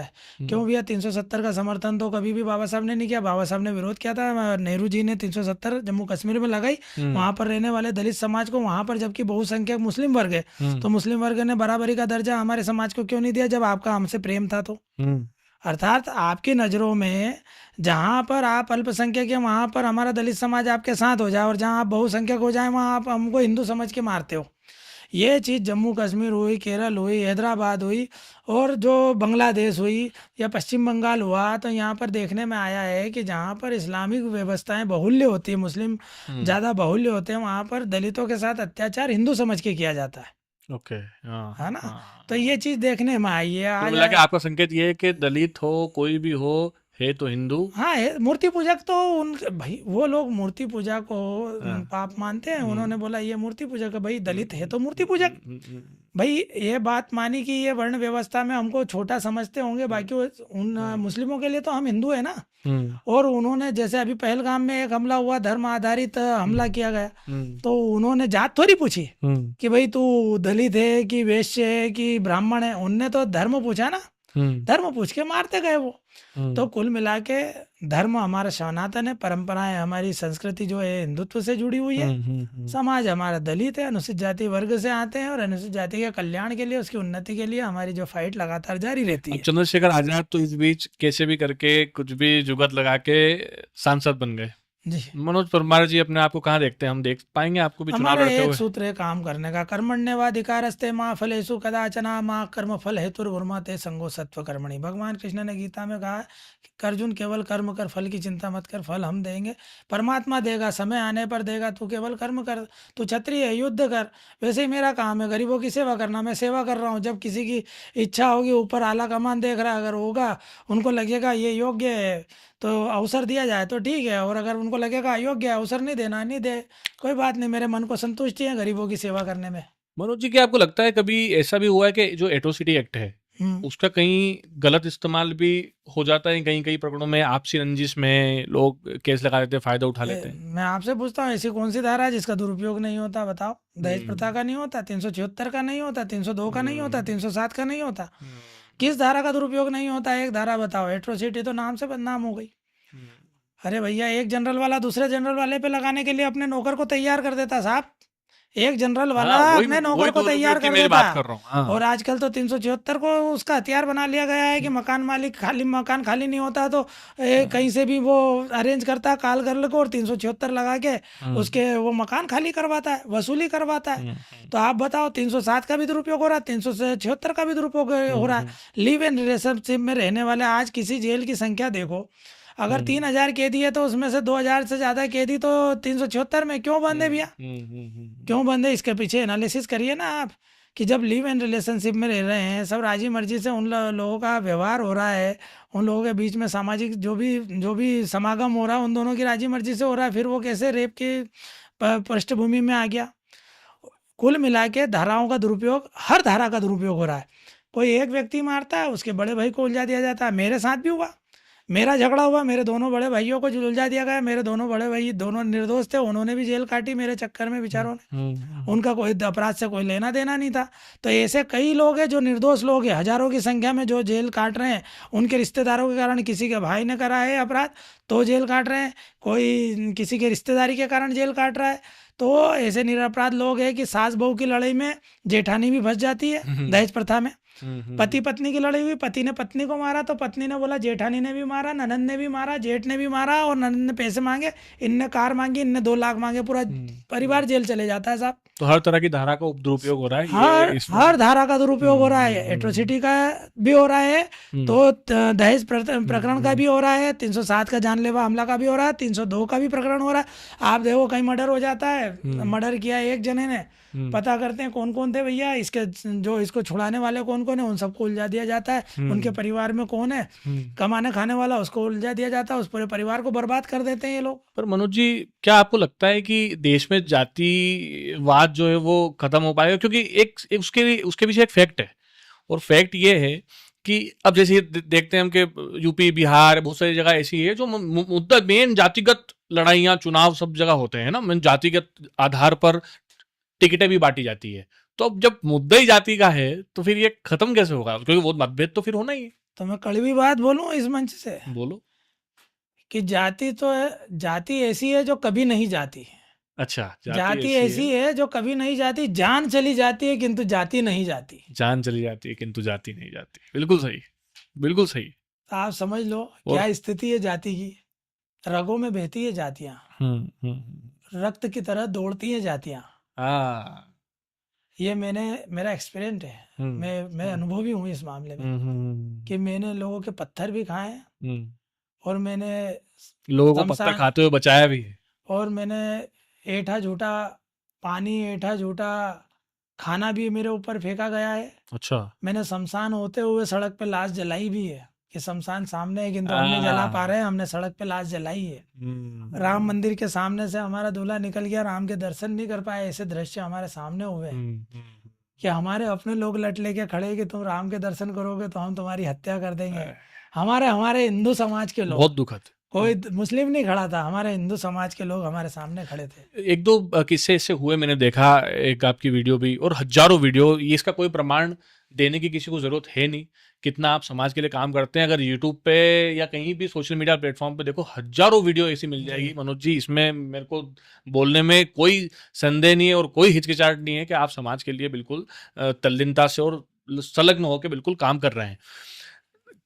कई ऐसे केसेस जहां पर आपको जरूरत पड़ती है, वहां पे आप विश्व हिंदू परिषद, बजरंग दल, राष्ट्रीय स्वयंसेवक संघ के लोगों से तालमेल बिठा के, क्योंकि सामाजिक समरसता का संदेश उनके लिए वो भी काम करते हैं, उनको भी इन्वॉल्व करते हैं। तो संघ से और ऐसा जुड़ाव जो है आपका, वो कब से? परम पूजनीय मोहन जी भागवत का हर बार विजयदशमी पर वक्तव्य रहता है, भाषण रहता है, और वो कहते हैं कि एक मंदिर, एक कुआं, एक शमशान, एक जलाशय, एक शिवालय। मतलब गांवों में जो प्रथा है, या हिंदू समाज में जो अलग अलग मंदिरों की प्रथा है, कि ये मेरा मंदिर है, ये मेरा कुआं है ना, और ये हमारा शमशान है। तो इसका प्राइवेटीकरण उन्होंने बंद करने का जो एक संकल्प प्रत्येक स्वयंसेवक को कहा, कि एक जलाशय और एक शिवालय। शिवालय जहाँ सभी वर्ग के लोग, सभी हम सब एक साथ प्रार्थना करें। एक जलाशय अर्थात एक कुआं जहाँ हम सब पानी पी सके। एक मसान जहाँ पर हमारा जो मुर्दा है सभी का अंतिम संस्कार हो सके। किंतु कुछ सार्थक हुआ है और हम हिम्मत नहीं हारे हैं। संघ का बहुत सार्थक प्रयास है, लगातार काम कर रहे हैं, उनका आशीर्वाद है। संघ के उच्च पदाधिकारियों का मुझे बहुत आशीर्वाद है, वो समरसता के कार्य में पूरा आशीर्वाद देते हैं मुझे, मेरे कामों को लेकर बड़े प्रसन्न भी हैं, और वो मुझे पूरा सहयोग देते हैं। वो चाहते हैं कि हिंदू समाज एक हो। हिंदू समाज में जो रूढ़िवादिता, असमानता है, जो जाति घृणा है, जाति नफरत है, ये पूरी तरह समाप्त होना चाहिए। ये संघ का प्रत्येक स्वयंसेवक चाहता है। आप इस बात को मनोज जी कैसे मानते हैं कि कभी कभी राजनीतिक द्वेषता इतनी बढ़ जाती है, और राजनीतिक फायदा उठाने के लिए, किसी एक विशेष जाति को प्रसन्न करने के लिए, किसी एक जाति को ठेस पहुंचा दिया करते हैं। जैसे राणा सांगा के बयान पे आप क्या बोलेंगे? उनके राणा सांगा मतलब अपने आप में एक इतनी बड़ी शख्सियत और उनके खिलाफ इतना ऐसा बयान। वो पॉलिटिकल बयान है, हम्म वो बयान बहुत ही गलत है, उसकी निंदा हम करते हैं, हम्म आलोचना करते हैं। इस तरह का बयान उनको देना शोभा नहीं देता है। एक गरिमामय पद पर थे, वो संवैधानिक पद पे थे। जिसने भी ये बयान दिया था, मैं उनका नाम भूल रहा हूँ, बाकी वो सांसद है सपा के, है ना। तो हाँ, सपा सुमन का तो गाजी। काम ही यही है, सुमन, हाँ सुमन जी थे। हम्म तो समाजवादी पार्टी का काम ही यही है, डिवाइड एंड रूल, हम्म है ना, हमारी जातियों को आपस में बांटना हम्म और बांट के राज करना। हम्म उनके यहाँ पर आप बताओ, पिछली बार जब इलाहाबाद में, सॉरी प्रयागराज में जो कुंभ हुआ था, तो उसका संयुक्त प्रभारी कौन था? कुंभ का प्रभारी मुसलमान था वो। था ना। अब यार हमारी संस्कृति को हम पहचानेंगे कि वो पहचानेंगे? अरे भाई, मक्का मदीना के बारे में हमको क्या जानकारी? भाई ईद के बारे में, बकरा ईद के बारे में, या आपकी आयतों के बारे में, आपकी कुरान के बारे में, आपकी बाइबिल के बारे में, आपकी जीसस के बारे में, मदर के बारे में, मदर टेरेसा के बारे में हमको क्या जानकारी? हाँ। उसी तरह आपको हमारे धर्म के ठेकेदार कौन बना रहा है? हम्म अखिलेश यादव। ये कौन सी बात हुई कि वो हमारे धर्म के ठेकेदार दूसरे धर्म के व्यक्ति को बना देंगे? भाई हमारे धर्म के ठेकेदार तो हमारे धर्म के ही रहेंगे ना। जो यहाँ पे शंकराचार्य है, जो महामंडलेश्वर है, जो आचार्य है, जो संत है, जो साधु है, जो वर्षों से जिन्होंने अपनी तपस्या करी है, साधना करी है ईश्वर प्राप्ति के लिए, वो देखेंगे सिंहस्थ की और उसकी व्यवस्था, आपने क्या कहते हैं, कुंभ की व्यवस्था। तो वो कुंभ की व्यवस्था वहाँ का वो एक मुस्लिम पूर्व मंत्री, उनका नाम मेरे ध्यान से उतर रहा है, तो उनको प्रभारी बना दिया था। तो वो डिवाइड एंड रूल, और वहाँ पर गौ कत्ल खाने, जहाँ हम गाय को माता मानते हैं, हम गाय को रोटी खिलाते हैं, वो गाय को रोटी के साथ खाते हैं, उनसे कैसा भाईचारा निभा पाएंगे यार? कितना अंतर है उनमें और हम में। उनकी कितनी सोच है कि मेरी मौसी की लड़की मेरी बहन है, उनकी खाला की लड़की उनकी पत्नी है, तो हमारे बीच में कितना वैचारिक वो है, हलाला संस्कृति है उनकी। हमारी ऐसी संस्कृतियां थोड़ी है। संस्कृति की हम अगर तो बात करें मनोज भैया, मैं आपको मैं क्या बताऊं, हाँ, देश के अंदर सबसे बड़ा मुद्दा अगर कोई है तो संस्कृति जो है वो हमारी बिल्कुल विलुप्त होती जा रही है दिन पे दिन। कुछ समय से ऐसा हुआ कि राष्ट्रवाद बढ़ा देश के अंदर, लेकिन संस्कृति की अगर बात करें तो अभी भी मैं अगर बात कहूं कि एक समय, एक वो दौर है जहां पर पहलगाम जो घटना हुई, वहां पर मुंहतोड़ जवाब देने के लिए देश के ऊपर सीमा पर जो तैनात होकर पाकिस्तान को ध्वस्त करने में देश की नारी सबसे आगे आई। और एक तरफ वही नारियां हैं जो क्लबों में, पबों में बाहर आकर उल्टियां करती है। तो ये देश आप सोचो कहाँ जा रहा है। मतलब वो नारी है और ये आप सोचो इनका जो रूप है, मतलब इनको होश तक नहीं रहते हैं क्लबों से, पबों से बाहर निकल के। आपने भी इंदौर में नाइट कल्चर था, तब सब चीजें देखी होगी। बिल्कुल बिल्कुल देखा है। मैं इस मामले में कहना चाहता हूँ कि जैसे पुरुष में अच्छाइयाँ और बुराइयाँ होती है, उसमें उसी प्रकार स्त्रियों में भी खामियां और खूबियाँ होती है। एक तरफ सीता माता है तो एक तरफ शूर्पणखा भी है, एक तरफ माता के सुमित्रा है और कौशल्या है, तो एक तरफ कैकई भी है। तो आपको स्त्रियों में जरूरी नहीं कि पुतना नहीं मिलेगी, कि ताड़का नहीं मिलेगी। स्त्रियों में भी रही, वो ताड़का भी रही, पुतना भी रही और मंथरा भी रही है। ये फैक्ट, ये लॉजिक है। तो आज हमारी बहनों ने वहाँ पर उनके नाक के नीचे जो है चने चबा दिए। व्योमिका सिंह और सोफिया कुरैशी हमारी बहनें, हमारी देश की आन बान शान है, और वो हमारी बेटियां हैं, हमारे देश की बेटी है, वो भारत की बेटी है, वो है ना। और उनको कई लोगों ने जाति और पंथ संप्रदाय में बांटा, ये महापाप किया। और जो महिलाएं ये अर्धनग्न कपड़े पहनकर ये जिस तरह की कामुकता का प्रदर्शन कर रही हैं, ये अपन बुराइयों को खुद आमंत्रित कर रही हैं। एक समय की बात है जब भगवान ने माता सीता के लिए लक्ष्मण जी ने खींच दी कि भाई आप इससे बाहर मत जाना। अब लक्ष्मण रेखा पार करके सीता माता गई तो क्या हुआ? अपहरण हुआ ना। उसी प्रकार अगर मर्यादा के बाहर यदि कोई स्त्री जाती है, अगर वो अपने वस्त्रों को कामुकता की ओर अग्रसित करती है। कम छोटे कपड़े पहनना, तंग वस्त्र पहनना, और अगर वो किसी को आकर्षित करने के लिए इस तरह का करती है तो उसके अंदर हैवान जागेगा। पुरुष में हैवान जागेगा तो हैवान क्या करेगा, उसके साथ कोई भजन पूजन थोड़ी करेगा, उसके साथ दुष्कृत्य करेगा, और बाद में फिर वो दोष कानून के माथे मंडेंगे कि कानून ने हमारी सहायता नहीं करी, हमारे साथ ये अत्याचार हो गया, अनाचार हो गया। तो ऐसी आपत्तियों को बुलावा कौन दे रही है? वे स्त्रियां जो रात में नाइट कल्चर में नशा कर रही हैं, सिगरेट पी रही हैं, दारू पी रही हैं। हमारे इंदौर शहर का तो ये कल्चर हो गया था। अभी बागेश्वर महाराज और हमारे माननीय कैलाश जी विजयवर्गीय जी ने इसमें सख्ती दिखाई, तो अब नाइट कल्चर बंद हुआ है। किंतु अभी भी मैंने अभी आपके ऑफिस के नीचे देखा, कई लड़कियां बहुत छोटे छोटे वस्त्र पहनकर जा रही थी, नेकर में जा रही थी, और तो कईयों ने तो उससे भी छोटे वस्त्र पहन रखे थे। तो वो वस्त्र, यार एक तरफ तो हम कन्या पूजन की बात करते हैं, तो उसमें कन्या का भाव भी तो आना चाहिए ना यार। कोई पुरुष है, कोई यंग लड़का है, कोई 25 साल का युवक है, उससे बोलेंगे कन्या पूजन करना है, तो कन्या को देवी जैसा स्वरूप में आना पड़ेगा। कैसा? देवी जैसा स्वरूप। अब वो जांघों पे अगर टैटू बना के आएगी इस तरह पे, तो वो नजर, तो उसका दृष्टि कहाँ जाएगी, उसका दृष्टिकोण क्या होगा उसके प्रति? ये बड़ा विचारणीय है। तो पुरुषों को इस तरह से हैवानियत के लिए मजबूर करना, कहीं ना कहीं इन लोगों का इसमें हाथ है, जो ये अर्धनग्न प्रदर्शन करती हैं, आधे वस्त्र पहनती है, और इससे इनका परिवार भी मतलब बड़ा बेशर्म हो जाता होगा, परिवार भी शर्मसार होता होगा। मैं तो सोच के बड़ा हैरान हूँ कि उस पिता पे क्या गुजरती होगी अगर वो देखता होगा। तो वैसे तो उनको मालूम ही नहीं पड़ता होगा, और अगर पड़ता होगा तो भगवान जाने वो किस स्थिति में होगा, है ना। तो माता पिता पे क्या गुजरती होगी, और माता पिता क्या संस्कार दे रहे हैं यार, क्या अनुशासन दे रहे हैं कि इस तरह के कपड़े पहनकर जा रही हैं कि वो उनसे हम बात करें तो वो हम बदनाम हो जाएं। अगर उनसे अगर वार्तालाप करें तो क्या हम उन लड़कियों से बात कर रहे थे जिन्होंने कपड़े भी पूरे नहीं पहने हैं। तो मन में बड़ा व्यथा तो है, पीड़ा तो है, और ये जो है हमारी संस्कृति के ऊपर कलंक है। मनोज जी, इस समय देश में एक तो ये है कि हमारी जो पाश्चात्य संस्कृति, अभी आपने बोला कि ये जो क्लब है पास में, आपने बोला कि अभी नीचे आपने देखा है ना, ऑफिस के पास में ही क्लब है। कल की बात है कि कल विश्व हिंदू परिषद के कुछ लोग वहां पर गए, और आपत्ति क्या थी? आपत्ति ये थी कि उसी क्लब के अंदर जहां पे नशा परोसा जा रहा है, वहां पे विश्व हिंदू परिषद बजरंग दल के कुछ कार्यकर्ता गए, और उन्होंने बोला कि यार ये जो डीजे वहां पे जो भी थी, वो महिला करके डीजे आई थी, और वहां पे शिव तांडव बज रहा है, सब नशेड़ी एक साथ नाच रहे हैं, वहां पे रामधुन बज रही, सीता, हमारे पास तो वीडियो है, रामधुन बज रही और नशे में लोग वहां पे नाच रहे हैं। अब उसका जब विरोध करने गए तो वहां पे भी झड़प हुई।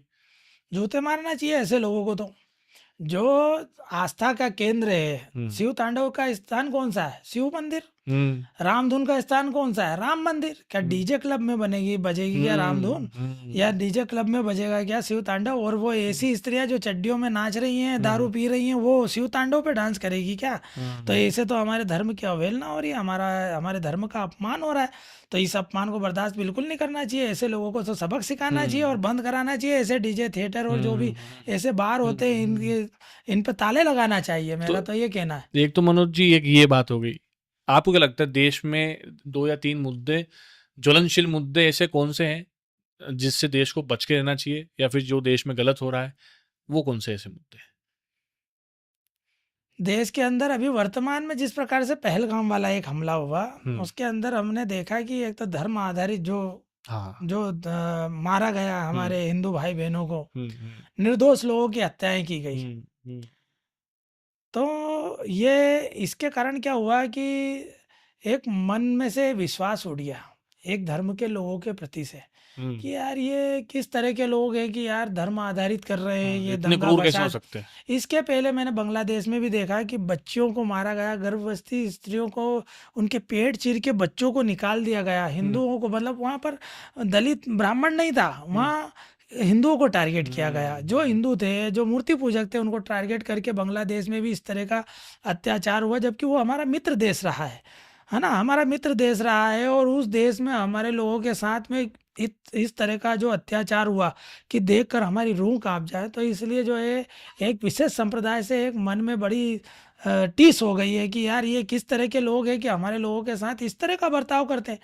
आज ये तो यहाँ तो बहुसंख्यक हैं, अगर बहुसंख्यक नहीं, जहाँ पर हम अल्पसंख्यक है बांग्लादेश में, जहाँ पाकिस्तान में हम अल्पसंख्यक है, जहाँ कश्मीर में हम अल्पसंख्यक है, जहाँ केरल में हम अल्पसंख्यक हैं, वहाँ पर हमारी बहन बेटियों के साथ कैसा दुराचार अत्याचार होता, उनकी खरीदी बिक्री होती, उन्हें गुलाम बनाया जाता, उन्हें सीरिया भेजा जाता, आतंकवादियों को परोसा जाता है। तो ये फिल्में भी देखी हमने, वो केरल फाइल भी देखी हमने, कश्मीर फाइल भी देखी, और जीता जागता उदाहरण बांग्लादेश और पहलगाम देखा तो मन बड़ा दुखी और पीड़ित है। एक विशेष समुदाय के प्रति इस तरह का आचरण करना उनको शोभा बिल्कुल नहीं देता। उनके मन में जो इस देश के प्रति जो मातृभाव होना चाहिए, देश के प्रति जो भक्ति होना चाहिए, श्रद्धा होना चाहिए, आस्था होना चाहिए, कहीं ना कहीं वो शंका के घेरे में आते हैं। आप देखो हमास में अंतर्राष्ट्रीय स्तर पर देखूंगा, एक संगठन है हमास, आतंकवादी संगठन है। इजराइल पे निर्दोष लोग 1900 लोग निर्दोष लोग मारे उन लोगों ने बम बरसा के, बदले में उनने भी मारे गाजा पट्टी में, वो रोज मार रहे हैं, वो भी मार रहे हैं, तो प्रत्युत्तर तो देंगे भैया। अब वो इजराइल के निर्दोष लोगों को मार रहे हो आप, हमास ने मारा, इजराइल में लोग मरे और इजराइल ने पलट के हमला करा तो हमास के आतंकवादी मरे, तो उसकी शोक सभा कहाँ हुई आप मानोगे? कहाँ? खरगोन में उसकी शोक सभा हुई आतंकवादियों के मरने पर, और कांग्रेस के रवि शर्मा है वहाँ का पूर्व विधायक, उसने वो शोक सभा रखी कि हमास में मारे गए हमारे मुस्लिम भाइयों के लिए, और निर्दोष लोग थे। अरे भैया 1900 लोग मार डाले, निर्दोष बच्चों को मारा उन्होंने, महिलाओं को मारा उन्होंने, और पलट के बाहर नहीं करेंगे। आज अरे यार आपको मच्छर काटता है, आप मच्छर के साथ क्या करते हो? यूं हटाते हो क्या? यूं मारते ही हो ना। तो इनकी इतने देश के अंदर यही दिक्कत है कि इतनी हिम्मत जो इनकी हो जाती है कि भाई किसी कॉलेज में देश विरोधी नारे लग गए, अफजल के समर्थन में नारे लग गए, अफजल हम शर्मिंदा है, तेरे कातिल जिंदा है, इस देश के अंदर ही हो रहा है सब। हम हर उस घर को मारेंगे जिस घर से अफजल निकलेगा, घर में घुस घुस के मारेंगे जहाँ जहाँ से अफजल निकलेगा। हम तो ये कहते हैं कि अगर ऐसे लोग कहते हैं कि भारत तेरे टुकड़े होंगे, इंशा अल्लाह, तो ऐसे लोगों की जुबान खींच ली जाएगी, जीवान नोच ली जाएगी, और उनको इस देश में रहने का बिल्कुल हक नहीं है। अभिव्यक्ति की आज़ादी का मतलब ये नहीं है कि आप देश के खिलाफ बोले, देश की एकता और अखंडता के खिलाफ बोले। उसके प्रति अगर देश के खिलाफ कोई बोलेगा तो उसे 3 फीट जमीन के भीतर गाड़ देना चाहिए। हमारा तो ये विचार है। इस मामले में किसी प्रकार का भी भाईचारा नहीं निभाना चाहिए। आपने मनोज जी देश के मुद्दे पर बात करी, आध्यात्म पे हम लोगों ने बात करी, बड़ा ही एक ऐसी पृष्ठभूमि आपकी सामने आई, क्योंकि अमूमन बाइट्स होती हैं, कहीं जाते हैं, कार्यक्रम में जाते हैं, विरोध प्रदर्शन करते हैं, तो इतना मन से बातें निकल नहीं पाती है। आज वाकई में मैं आपकी जो बातें और ये सुनकर बड़ा ही अपने आप को बहुत सौभाग्यशाली इसलिए महसूस कर रहा हूँ कि बहुत सारी चीज़ें सीखने को मिली कि कैसे इंसान बदल सकता है। चाहे तो जैसे मेरे पापा आपको बताया, मैं बोलते थे हमेशा, बेटा रचनात्मक सोच रखो, विध्वंसक सोच मत रखो, रचनात्मक सोच रखो तो आगे बढ़ेगा। मैं लिखता हूँ, कविता पढ़ता हूँ, ये सब चीज़ें मेरे अंदर टैलेंट है, मैं गाता हूँ। तो बोलते थे कि यार तू गा, तू बंद मत कर, तू गाएगा तो सब लोग सुनेंगे, पलट के तेरी तरफ देखेंगे, ये मोहब्बत मिलेगी तेरे को। तो बहुत सारी चीज़ थी। अब हम इंदौर पे आ जाते हैं कि अब इंदौर में मेट्रो मिली, बहुत सारी चीज़ें। इंदौर तो डेवलपमेंट में बिल्कुल सबसे आगे और हवा की तरह उड़ रहा है, सबसे स्वच्छ शहर है, सबसे बोलते ना नॉन पॉल्यूटेड एयर है हमारे यहाँ पर, कि भैया सबसे साफ हवा है, स्वच्छता में नंबर 1 है ही। अभी मेट्रो भी चलने लग गई है।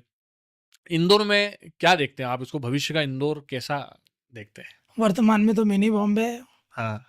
औद्योगिक क्षेत्र में भी बहुत आगे बढ़ा है। हाँ। अब आने वाले समय में मेट्रोपॉलिटन वो शहर बनने वाला है, उसका नाम बहुत अच्छा अखबार में दिया गया था, जिसमें पीथमपुर को भी हमारे साथ मिलाया जा रहा है, आसपास के जिलों को भी, हमारे उज्जैन के कुछ हिस्से को हमारे मिलाया जा रहा है। शायद उसको मेट्रोपॉलिटन शहर के नाम से ऐसा माननीय मुख्यमंत्री जी ने कहा है। तो कहने का तात्पर्य यह है कि लगातार हमारे यहाँ पर विकास दर बढ़ी है, अर्थव्यवस्था बढ़ी है, रोजगार बढ़े हैं, लोगों ने हमारे यहाँ पर आकर रोजगार पाया है। मराठी क्षेत्र से हो, बिहार से हो, उत्तर प्रदेश से हो, राजस्थान से हो, यहाँ के आके कई लोगों ने आकर यहाँ पर व्यवसाय को जमाया है, एक अच्छे उद्योगपति बने। एक ठेला गाड़ी से लेकर एक कारखाने तक का सफर हमारे यहाँ पर इंदौर में बाहर के लोगों ने आके किया। मतलब इंदौर का पानी सभी के लिए फलीभूत है। हमारे यहाँ पर कहा जाता है मालो माटी, मालवा की माटी गहन गंभीर, पग पग रोटी डग डग नीर। ये माँ अहिल्या की भूमि है। इनने सबको आश्रय दिया और सबको पनपने का मौका दिया, सबको तरक्की का मौका दिया, उन्नति का मौका दिया। और इसलिए इंदौर में कभी भी अकाल की स्थिति पड़ी नहीं, क्योंकि यहाँ न्याय की मूर्ति माँ अहिल्या का स्थान है और वही इसको संचालित करती है। मैं तो ऐसा मानता हूँ। इंदौर की अगर बात करें तो इंदौर में ऐसी भी स्थिति बन जाती है। अच्छा मनोज जी, एक बात तो इस चीज में मैं तो सहमत भी हूँ कि चुनाव तो लड़ने देना चाहिए लोगों को। चुनाव भी लड़ने देता है, या तो वो विकास किया है, सब कुछ है, ठीक है भाई, ऑलरेडी 7-7 लाख वोटों से जीत रहे हो, कैंडिडेट ही कोई हाईजैक कर लिया। विचारधारा से प्रभावित होकर आ जाए तो उसमें क्या करें। कोई लड़की मंडप से उठ के आ गई तो उसमें वो उसका दूल्हे का क्या दोष है भाई। मंडप से उठ के लड़की आई तो लड़की की इच्छा है ना, फेरे पड़ने के पहले आ गई। वो लड़की की इच्छा नहीं थी उसके साथ फेरे पड़ने की, तो इसलिए वो दूल्हे को छोड़ के दूसरे उसके मनपसंद वाले दूल्हे के साथ आ गई। तो इसमें तो वो लड़की की इच्छा है, और वो लड़की वयस्क है कि नाबालिग भी नहीं है जिस पे आप केस कर सको। वो लड़की इतनी लेट क्यों आई? फार्म भरा गए, सब कुछ हो गया, कांग्रेस वाले इंतजार कर रहे हैं भाई, कैंडिडेट है, एक दिन पहले कैंडिडेट गायब। तो भाई जब जागो जब सवेरा, लड़की के मन में भाव आया कि भाई मैं जब जागो जब सवेरा, उसको लगा अक्षय बम को कि आज भाई अब अच्छा समय है, मुझे धर्म के पाले में जाना चाहिए, मैं धर्म के साथ चले गया। इसलिए किला विजयवर्गीय जी इंदौर के जादूगर कहे जाते हैं। जादूगर वाला शब्द तो आप ही वो यूज कर रहे जादू हैं। मतलब नेता है एक अच्छे, कुछ भी मतलब अच्छे जादू लीडर मतलब है। चमत्कार कर देना कि यार ये कैसे हो गया। अब देखो, मन परिवर्तित करने का भाव तो है ना, मन परिवर्तित कर देते हैं। दूसरी चीज ये कि 9 की 9 विधानसभा सीट जो है वो जीत के आए। अजय योद्धा है वो, अजय योद्धा है। वो जहाँ जाते हैं विजय श्री दिलाते हैं। वो पश्चिम बंगाल हो, हरियाणा हो, दिल्ली हो, नागपुर हो, वे जहाँ गए उन्होंने विजय पताका फहराई है, क्योंकि उनकी विजय पताका धर्म ध्वजा है। उनका जो भाव है वो धर्म की पताका फहराने का है।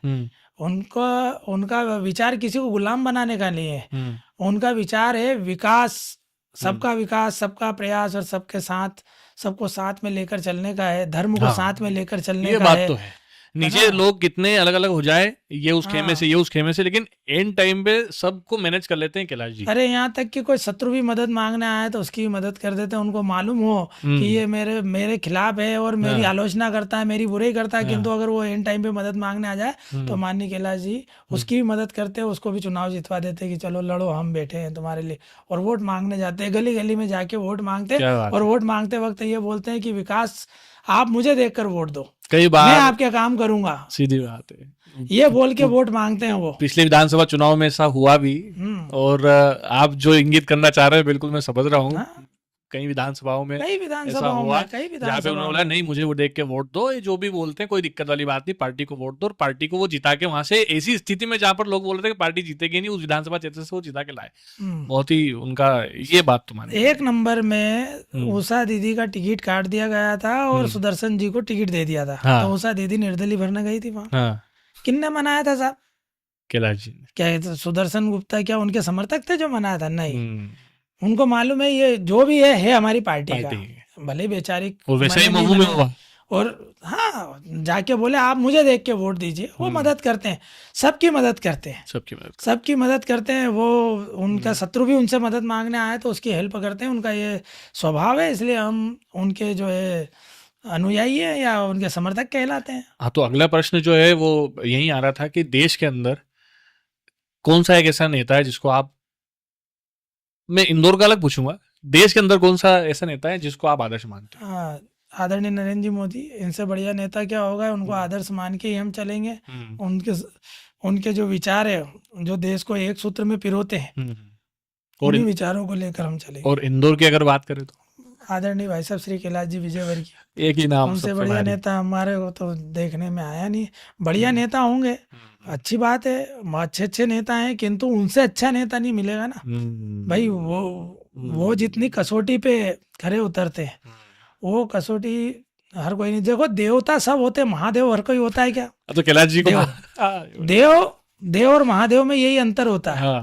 देवता स्वर्णों का श्रृंगार करते हैं, चांदी का श्रृंगार करते हैं, और महादेव काय का श्रृंगार करते हैं?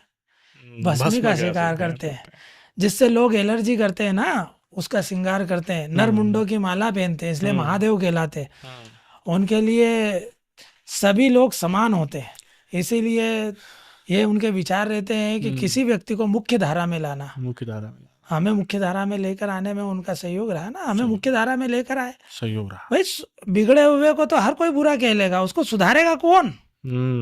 वो सुधरने के वो बाद सुधरे दमदारी से हुए खड़े को रहना। सुधरे हुए को तो हर कोई प्रशंसा कर लेगा, भैया ये तो बहुत अच्छा आदमी, तो अच्छा है ही ना। बुरे को अच्छा कौन करेगा? उसको सुधारेगा कौन? उसको मुख्य धारा में लाएगा कौन? उसको अपने साथ बिठाने लायक बनाएगा कौन? तो भाई ये विचार भी तो होना चाहिए ना, उसकी बुराइयों को खत्म करने का भी तो विचार होना चाहिए ना। ये भाव भी तो होना चाहिए कि बुरा जो देखन में चला बुरा ना मिलिया कोई, और जो मन खोजा अपना मुझसे बुरा ना कोई। तो भाई बुराइयां अगर लोगों में ढूंढते फिरोगे तो ढेर सारी बुराइयां मिल जाएगी यार। अच्छाइयां भी तो खोजिए उसमें। इंसान बनाया, स्वामी विवेकानंद जी कहते हैं कि दुनिया में ऐसा कोई मनुष्य नहीं है जो पूरी तरह से अवगुणी हो।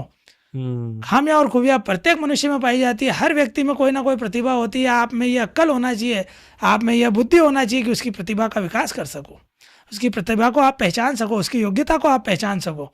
या आप में अक्ल होना चाहिए, या आप में बुद्धि होना चाहिए। आप में बुद्धि होगी तो आप उसकी अक्ल, आप उसकी प्रतिभा का उपयोग करोगे, अन्यथा नहीं कर पाओगे।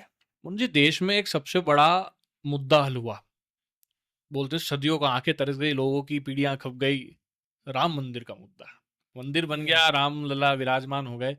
वो सबसे बड़ी बात यह है कि मेरे दर्शकों को मैं अगर बताऊं तो विश्व भर से कुछ 7-1 हजार के आसपास लोगों को आमंत्रण वहां का मिला था। उनमें से मनोज परमार, आप खुद, आपके पास आमंत्रण आया, आप प्राण प्रतिष्ठा महोत्सव में सम्मिलित हुए। ये अपने आप में बहुत बड़ी बात है। तो कैसे, मतलब आमंत्रण रहा, कैसा क्या माहौल रहा वहाँ का?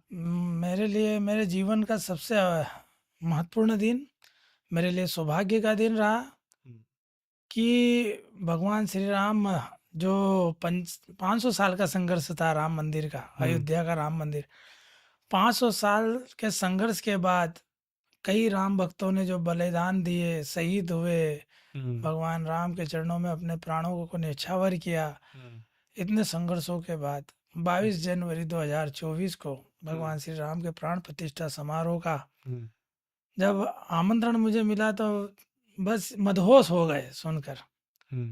उसके पहले मुझे ये नहीं बताया गया था कि बुलाएंगे। बाकी संगठन के एक बहुत बड़े पदाधिकारी का फ़ोन मेरे पास आया था। उन्होंने मुझसे केवल एड्रेस मांगा था कि भैया आपके मकान का एड्रेस दे दीजिए, आपका आईडी पासवर्ड दे दीजिए, आधार कार्ड की कॉपी दे दीजिए। अच्छा।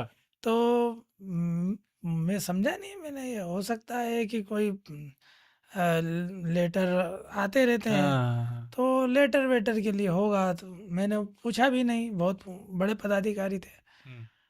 बाद में जब अखबार में छपा, मेरे वो आमंत्रण मिलने के पहले अखबार में आ गया था कि मैं आमंत्रित हूँ। अच्छा। तो बहुत विस्मित था और बहुत हर्षोल्लासित था। मेरे परिवार में बहुत हर्ष था और मेरे लिए बड़े सौभाग्य की बात है कि गिने चुने लोग, मेरा जहाँ तक ख्याल है 7,500 लोग पूरे विश्व से बुलाए गए थे। और कभी मैंने कल्पना की थी कि ऐसा सोना था कि तारे जमी पर, तो वो मैंने वहाँ देखे कि मैं जिस पंक्ति में था तो उस पंक्ति में जो सीता माता बनी थी हमारी दीपिका जी, वो भी उसी में थी। जो लक्ष्मण बने थे, अच्छा, वो भी उस पंक्ति में थे। और सामने वाली पंक्ति में जो है अरुण गोविल, माधुरी दीक्षित थी। मैं जिस सीट पे था उसके मेरे पीछे वाली सीट पे अन्नू मलिक जी बैठे थे और मेरे आगे वाली सीट पे अनुपम खेर बैठे थे। अच्छा। तो मेरे लिए तो बड़ा, मैं तो बस ये समझो कि बेहोश होने जैसी स्थिति कि यार इतने बड़े बड़े स्टार जिनको कभी हम पर्दे से बाहर देखा नहीं जिनको, और मैं बड़ा हतप्रभ था और मेरे खुशी का कोई ठिकाना नहीं था। तो ये आपकी मेहनत है कि इन सब सितारों में से एक सितारा इंदौर का भी चमक रहा था। और वही सितारा इंदौर का चमक रहा था जो उन लोगों की आवाज उठाता है जिनको मंदिर में प्रवेश भी करने नहीं दिया जाता है। बहुत अपने आप में बहुत बड़ी बात है, अपने आप में बहुत बड़ी बात है। और मैं तो उसके लिए भगवान को धन्यवाद तो देता ही हूँ। बाकी जो भगवान के अनुयायी के रूप में यहाँ पर जो भगवान राम मंदिर के लिए जो कार्य कर रहे थे, जिन्होंने मेरा नाम चयन किया, उनका भी हृदय की गहराइयों से मैं साधुवाद प्रकट करता हूँ। तो मनोज जी, आपने इतनी सारी बातें बताई, इतनी ज्ञान की बातें भी बताई, आपके साथ क्या क्या हुआ, कैसे आप आगे बढ़े, ये सब चीज़ें भी आपने बताई। अंत में अगर मैं कुछ एक चीज़ पूछना चाहूँ हाँ कि खूब मनोज पूछिए। परमार ने बहुत सारे असहाय लोगों की मदद करी, जहाँ जहाँ भी उनके ऊपर प्रताड़ना हुई, जहाँ भी उनको प्रताड़ित किया गया, वहाँ पे बिल्कुल बोलते हैं कि अंगद के पैर की तरह खड़े रहे, अड़े रहे, और समस्या का निवारण नहीं हुआ जब तक वहाँ से हिले नहीं। अब अगर आपको लगता है कि आज से 5 साल बाद, 10 साल बाद, 20 साल बाद, 50 साल बाद या 100 साल बाद, ये जितना आपने आपकी समाज को और समाज के उत्थान के लिए जो काम किया है, उसमें आपको अगर याद रखा जाए, तो मनोज परमार को कैसे याद रखा जाए? एक लघु कथा है। हम्म। एक जंगल में आग लगी थी। हम्म। एक जंगल में आग लगी थी। उस जंगल के सभी जानवर भाग रहे थे हाँ। जंगल छोड़ के। हाँ। किंतु एक चिड़िया उस आग की चिंता कर रही थी, तो उसने क्या करा कि जंगल के पास में जो दरिया बह रहा था, हम्म। उस दरिया में से अपनी चोंच में पानी भरती, 2-4 बूंद 8 बूंद जो भी आ रहा था उसकी चोंच में, वो उस आग पर डालने का, बुझाने का प्रयास करती। हम्म। कुछ बंदर पास में पेड़ पर, दूसरे जगह पास के पेड़ पर खड़े होकर ये देख रहे थे हम्म। और उसकी हंसी उड़ा रहे थे। हम्म। चिड़िया बार बार दरिया में जाती, हम्म। पानी अपनी जोंज में भरती और आग पर डालती, कोशिश करती कि बुझ जाए। बुझ जाए। हाँ। तो ऐसा वो लगातार बार बार करती रही। तो बंदर दोनों आपस में उसकी हंसी उड़ा रहे थे, मजाक उड़ा रहे थे, उसे चिढ़ा रहे थे और आपस में बात भी कर रहे थे और उसे बोल रहे थे कि ये चिड़िया, तू 2-4 बूंद 8 बूंद जो पानी ला रही है, उस पानी से इस जंगल की ये भयानक आग बुझने वाली नहीं है। तू जो ये कर्म कर रही है कि तू 2 बूंद से 4 बूंद से तू ये आग बुझाना चाहती है, ये बुझेगी नहीं। बोले हम भाग रहे हैं, तू भी भाग। तो चिड़िया का ये कहना था कि जंगल में ये आग लगी है और इस आग का जब भी इतिहास लिखा जाएगा, तो मेरा नाम आग बुझाने वालों में लिखा जाएगा, ना कि भागने वालों में आएगा। तो मेरा नाम जो है आग बुझाने वालों में आएगा। इसी से संतोष है कि मैं हिंदुत्व को लेकर चल रहा हूँ, समरसता को लेकर चल रहा हूँ। मैं सनातन धर्म के जो विचार है वो लोगों तक पहुँचा रहा हूँ। मैं अपनी समाज को धर्मांतरित होने से रोक रहा हूँ। मैं असमानता को खत्म करने का प्रयास कर रहा हूँ। मैं समानता लाने का प्रयास कर रहा हूँ। मैं समता मूलक समाज की एक नींव का एक छोटा सा पत्थर बनने की कोशिश कर रहा हूँ। एक छोटा सा कार्यकर्ता जो सभी समाज को एक जाजम पर लाने का प्रयास कर रहा है। मैं उस छोटे से विचार से, छोटे से कार्य से अपने आप को संतुष्ट मानता हूँ।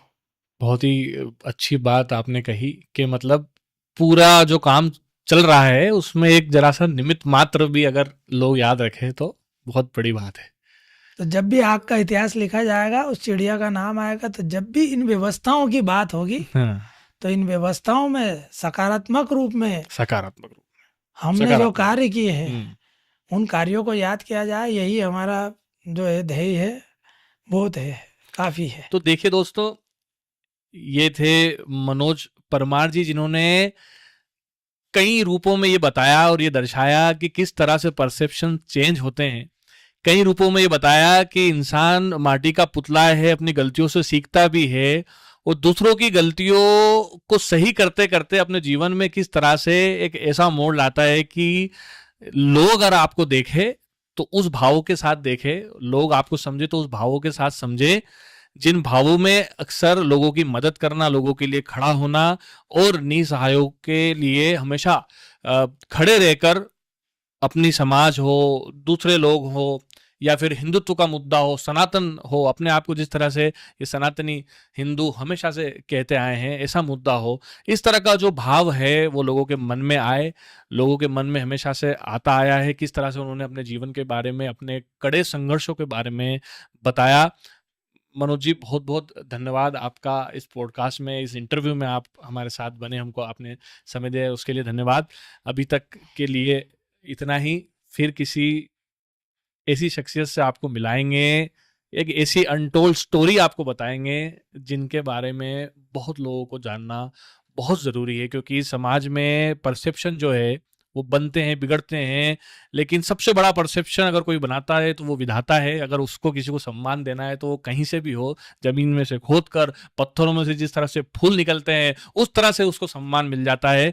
सम्मान किसी को देना ना देना सब विधाता के हाथ में है। अपनी कड़ी मेहनत से इंसान अपना ऐसा मुकाम बनाता है जैसा मनोज जी ने इस फिलहाल की परिस्थिति में बनाया हुआ है।